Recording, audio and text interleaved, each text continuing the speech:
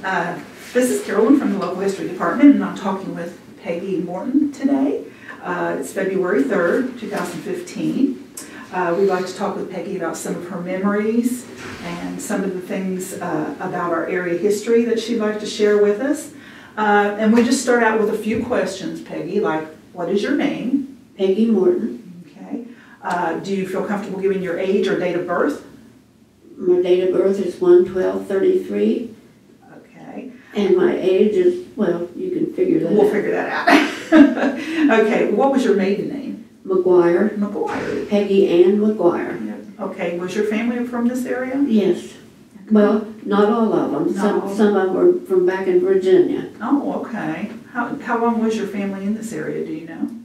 Were you born here? I was born here, and so was my son that I will mention later. Okay. So you mentioned you were born in 33, so you were here during the 37 flood. Yes, but I was young. You were very young. Do you Yes. remember anything about it? Well, what I remember is probably thoughts that my parents gave me, and for me to recognize that. Right. And I can tell you how things went, what they recognized, and what was going on with the flood. Oh, that'd be great. That'd be great. You want me to do it now, or? You just go ahead. Well, we lived at 1102 Gallia Street at the time, which was close to the flood wall. And we thought we could stay there during the flood, during the high water, but we couldn't because it started coming in the house and then creeping up the stairs to the upstairs. So we thought, well, are we going to be able to stay here now? And now these are thoughts my parents had because I was pretty young. Right. And it was necessary for us to keep moving up the steps, and the water kept coming. And to cook, my brothers got in wash tubs and went downstairs in the kitchen and let them float, and they would do their cooking then. And then when it got too risky, we quit that and just hibernated to upstairs, and it kept coming, and we thought, well, we've got to leave here. So the firemen were waved to, and they came, and they came upstairs, in upstairs window, and got us one by one and carried us out and took us in a boat, and we went to Roosevelt School to stay for safety until the high water left. Okay, so you weren't one of the ones that evacuated out of town? No, You stayed on the hilltop? yeah, we stayed there. Okay. Yes. Okay, interesting. And it was, I remember them telling me this. I was too young to remember it, but they planted a thought in my mind that what happened, and one that affected me more, I felt, was we had a long bench, wooden bench upstairs, and it had my buggy on it and my dolls, so they'd be out of the water. Oh. And they survived. Oh, did they? But I was worried about that. Yeah. But as far as our furniture and stuff, we lost some of that because of the high water. And then when we came back inside, when it was safe to come back, they started scrubbing everything. And when they would scrub, when it was wet, it would look like it was okay. But once things dried, the mud was back. Really? I wouldn't even think of that. Well, I tell you, I'm getting most of this from hearsay from my parents. But, you know, that had to be an ordeal. Oh, yes. And like I said, we lived so close to the flood wall that we really got a lot of the mud. How old was your brother? Was he older than you? Well, I had 5 brothers. Really? At this time? At the time of the flood? They were teenagers. Really? Do you remember any of your neighbors as you were growing up there? Oh, while I was growing up. I thought you meant while the flood was going. No, you were growing up there. Were you there for quite a long time on Front Street? No, we didn't live on Front. We lived on Gallia Street. Oh, Gallia Street, I'm sorry. Yeah. And I can remember some of them that lived there, and we'd go over to the flood wall with them just to have an outing. And one family's name was Penrod. But my brothers and us, we all stayed there for years. Oh. Okay.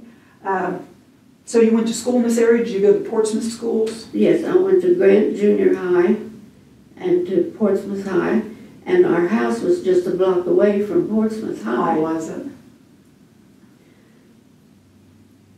Okay, do you know where your family was from originally in Virginia? Do you know where in Virginia they were from? Well, I did know, but it's been years. So let's see if I can recall anything. Thames, West Virginia, which was the mining town. Oh, okay. Were they miners then? My father was, and one of the brothers, and we had a house that we rented from the people that owned the mine, and we stayed there not a long time until we moved to Thames, West Virginia, and then that became passé at that point, and we came to Portsmouth. Oh, okay. Now let's talk about your businesses. You said you own Morton's restaurant? Yes, for 50 years we ran a restaurant there. My mother-in-law started it and ran it, but she lost a leg, and so she had to give up actively running it. And my husband took over, and he ran it. And then after he became ill, I ran it. And then my son, Christopher Morton, he stepped in and he became a manager and ran it. So several generations of family there. Yes. And that worked out good because we were all family. Yes. Do you have any stories you can tell us about the restaurant? Anything sticks out in your memory? Mainly that I still say my because it became mine. When my husband got ill, it was signed over to me and my son. And the families that came often were people that came back day after day, and that's what made our business, our family business. And we loved having them, and I loved pouring a cup of coffee for all of them. And you got really used to the ones that came often, and you knew what they were going to order before they sat down, and the waitresses all knew. And I had some long-time waitresses that really gave it their all. That's in the days when people were dedicated employees. Some, you don't get much of that anymore.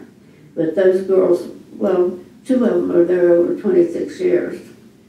And I had one woman, her Sprucey was her nickname, and she stayed and helped, and she spoiled the men that came in early morning. They gave her a hard time kidding and everything like people do, and they really liked Sprucey. And I don't know what our business would have been without these dedicated people. They were they took pride in the place and the food, and speaking of the food, we didn't serve anything that was in a box. We served from fresh made food. Hard to find anymore. Yeah, it is. And we'd have men come, stop by, saw our sign and came looking for us so they could get some home-style food. They said they were so tired of eating on the road, and our food was not that type of food, so they says, believe me, we'll be back. And she got this covered. I don't know whether you're covering your microphone. Oh, let me just in case. I have a tendency to put my arms like that. Okay. That's fine. We can move it up. Yeah, I can move it up for you so it's not in your way. Yeah. And then you can be more comfortable. Okay. Okay. These things, I like them because they work so well, but they are kind of a hassle until you get used to them. There you go. You can cross your arms again. Can I cross my arms? Yeah, You you're sure just can. fine. Yeah, you're fine. I'm cold-natured to start with, and this keeps me And warm. it's a little bit cool in here. Yeah. Yes. Yeah. These rooms with the marble Oh, yeah. shelving there, they stay a little bit cold. Yes, they do. Okay, you want to talk a little bit about Dreamland? You said you guys own Dreamland too? Yes. First of all, I want to say that my husband and son ran Dreamland. Chris, my son, became the manager. There's a concession in there. I don't know if you know or not. And my son ran that part, and my husband ran the business part of getting the payroll and everything. And then when he passed away, I became active in that regard and saw that everyone got their paychecks and everything. But the place, I don't know if you've seen it or been in it, but it was a wonderful pool, and it really claimed to be the biggest one in the country. And how we claimed that, we had our people we bought our supplies from for the pool told us how big it was. And it really was. And it had 2 big piers out in the water and a big hill that you could go run down, the kids could run down, and a basketball court. And a lot of families grew up there. Oh my.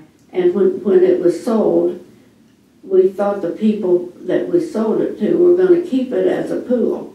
But all they wanted was the land, because it was a big piece of land. And so as soon as the ink was on the paper, they started tearing it down. And when that happened, you won't believe the people that came to get a last look at the pool that they loved so much. A lot of people miss it. And with their families, yes. And we were pleased to be able to own it and offer that to the Portsmouth people, but this man, he wanted the land, so and my husband wouldn't go down to Kendall Avenue anymore after that. It was too sad to see it torn down. What was your husband's name? Claude. Claude? C-L-A-U-D-E. And my son's name was Chris. And what else can I say? Let me see. Like I said, we owned the concession that was there too. And now this may sound strange to you, but it was a place that you could get something to eat while you're at the pool. But we even took the time at that concession and made our own hot dog sauce and in all our food. We didn't make anything in boxes there either. Oh. So, and everybody to this day, I'll run into them and they say, oh, we still remember the hot dogs really? and your French fries. And that's nice to hear. Oh, yes. Yeah. Do you have any other children? I know Christopher is my only child, but I've got 3 granddaughters now. Oh.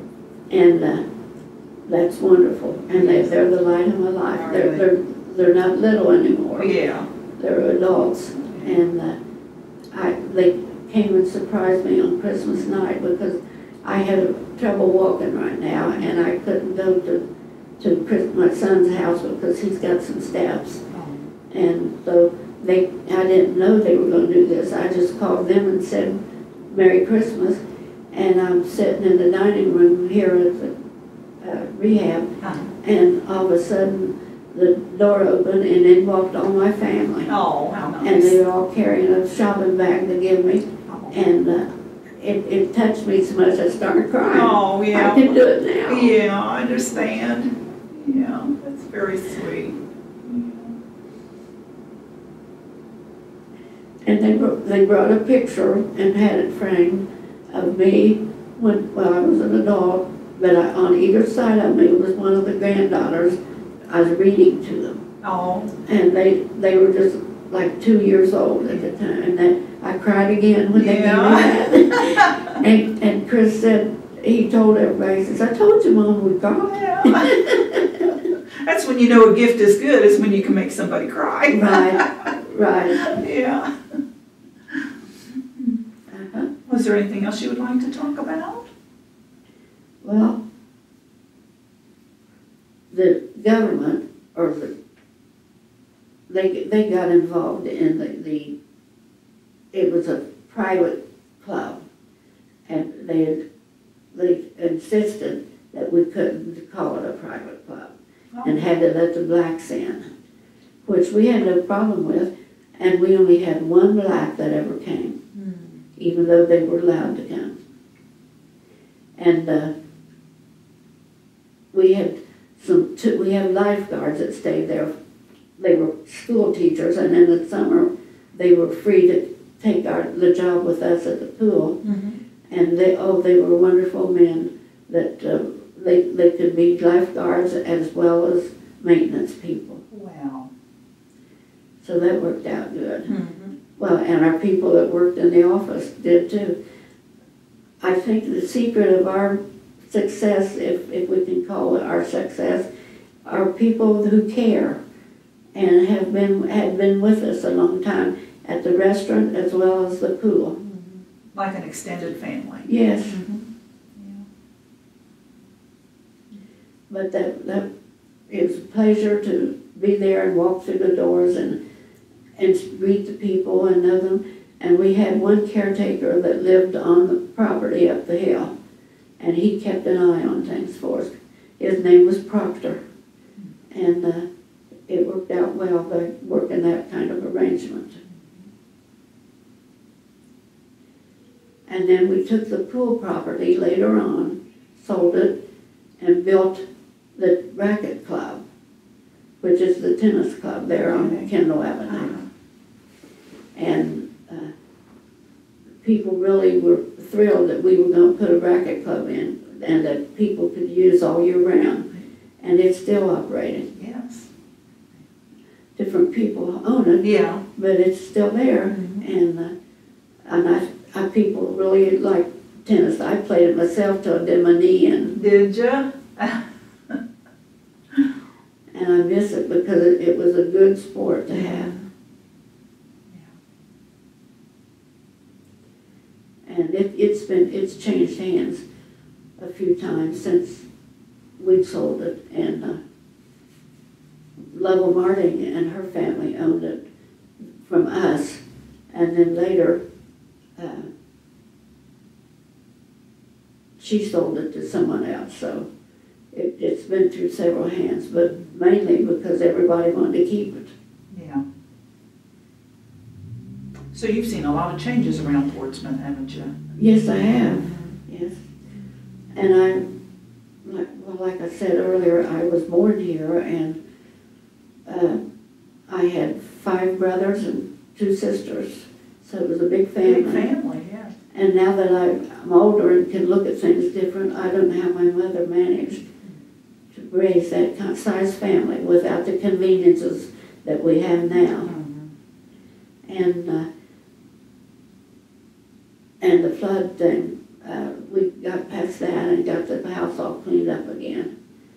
And everyone in our area had the same problem we did with the flooding. So I guess that's all I can add to that.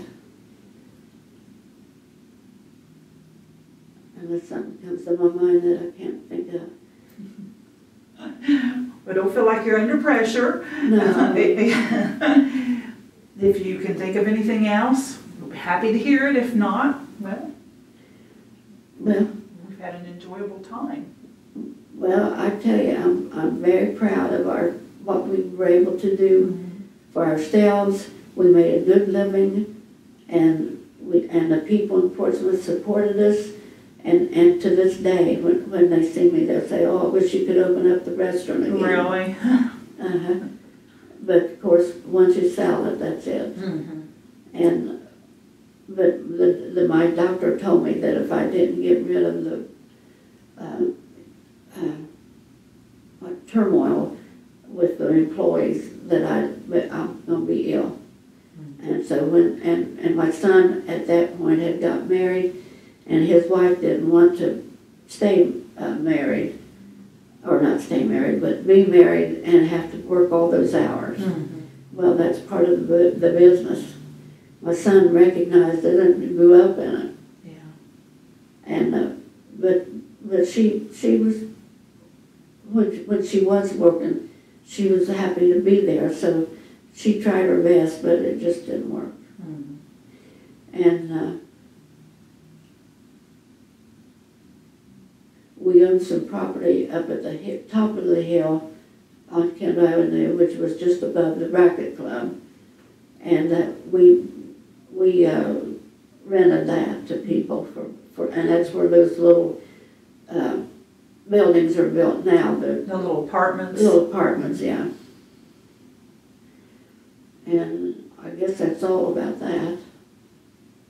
I'm sure there's other things, but it's hard. It's been a lot of years to think on things. Yeah.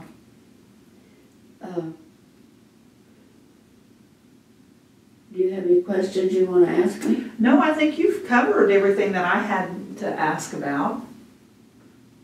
So.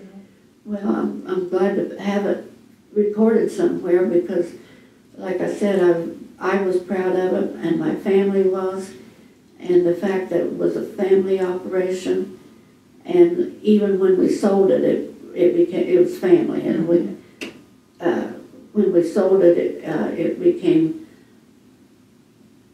just open property. It wasn't a restaurant anymore. Mm-hmm. And that's when people got upset because it was gone. Yeah. But I physically couldn't keep it going because at that point I was running Morton's restaurant and the restaurant up at the Pond Kendall. Yeah. That's a lot. And I didn't have much choice if we wanted to have our income. Right. So I kept at it, and I was putting in mighty long hours. Oh, yeah. And that's when the doctor told me, he said, Peg, you got to end that stress. Mm-hmm. And I took him at his word, and I sold it. And I was pleased to sell it to somebody, but they didn't run it as a restaurant. They, in fact, as soon as they bought it, we left all the equipment in good shape so it could be turned over and used as another restaurant. But the person that bought it just ended up tearing it all down. Mm-hmm. And since then, it's never been another restaurant. And of course now, they're building the drugstore there. Yeah, the CVS, yeah. And it's really going to be a big one, isn't it? Yeah. I saw it from a distance when I went to Staker's drugstore, and it just didn't seem possible that they were going to put that big place on our property, but it's going to be They a biggie. tore down 3 buildings to put it there. Yeah. Yeah, and they're planning on redoing that whole block. Tearing down everything on that block and putting up other things. Oh, that's interesting. Well, that's what they had mentioned in the paper. Uh-huh. So this is just kind of like the beginning of developing that block. Well, that's good. Mm-hmm. Sounds like it'll be good for Portsmouth. Mm-hmm. Yeah. Uh-huh. Well, all my friends are still here, and I'm coming back, and I'm going to stay in Portsmouth. I'm in rehab right now, Right. and I'm trying to learn to walk again, but I don't know how successful it's going to be, but I'm working at it, and they'll give me a good instruction at this rehab. Yeah, my mother was here. This is a really good place. Yes, it is. And I was here, this is my second time to be here, and the first time I'd had a stroke and came and learned to walk again. They got me walking again. And that was wonderful. And then when I had this problem again of walking, I told my son I want to go back to the rehab and see if they can help me again. And they're really giving it their best shot, and I'm giving it my best shot. There's some wonderful people that work there. And you're a strong lady, so I have no doubt that you'll be able to. Well, thank you. I appreciate the words. Well, like I said, I'm proud of what we've been able to do, but I couldn't have done it without my family or with the people coming back and giving us repeat business. I hope I remembered enough of important things. Well, I think it sounded very well, don't you, Grace? Absolutely. Yes. Well, And this will be something that people would have not known about Morton's or about Dreamland, and now you're part of that history. Thank you. Someone showed me something on Facebook, I'm not real clear which one, and it was pictures of Morton's restaurant, their big sign that we were so proud of, that big sign we put up. And they wanted to show me that, and then they even put a little article with it mentioning the people that were favorites of theirs that worked there. Really? And I don't have a copy of that, but that was nice. We might be able to find that. That might be on that Facebook, you're from Portsmouth if. I don't know. They put a lot of pictures of Portsmouth on there, and then people comment on it. Well, they even commented on the individuals that worked there that were their favorites and the food that we served. Really? Yeah, we might be able to find that. We can take a look anyway. We'll take a look and see if we can't find that. Well, good. That'd be a nice thing to add. Yeah, it would. And I don't think I can add anything else. There's probably things I haven't thought of. Well, I'll tell you what, Peggy. We'll go ahead and we'll end here. If you decide there's more you want to talk about, you let them know to call me at the library, and we'll be happy to come back. We'll come back as many times as you want. Okay? I'll keep that in mind. All righty. Sounds good.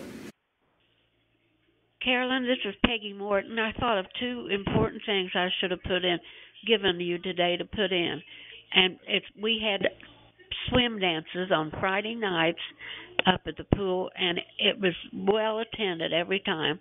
Plus, during the season, name orchestras came and played for us. Just those two things could be added if you have time if it's not too late. So that's it, honey. Thank you.